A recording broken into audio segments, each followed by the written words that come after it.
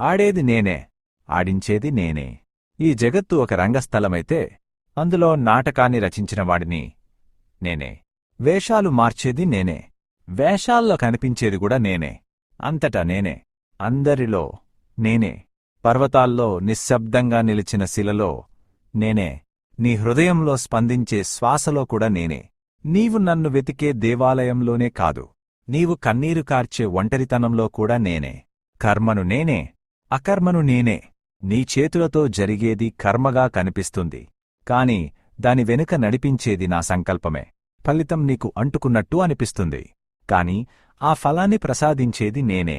ధర్మస్థాపన నేనే, అధర్మాన్ని అంతమొందించేది నేనే. లోకంలో చీకటి పెరిగినప్పుడల్లా నేను నిశ్శబ్దంగా కాలరూపంలో కదులుతాను. ధర్మం కూలిపోతే దండయాత్ర చేయను, అధర్మమే తన పాదాలపై తానే పడిపోయేలా చేస్తాను. నీవు యోధు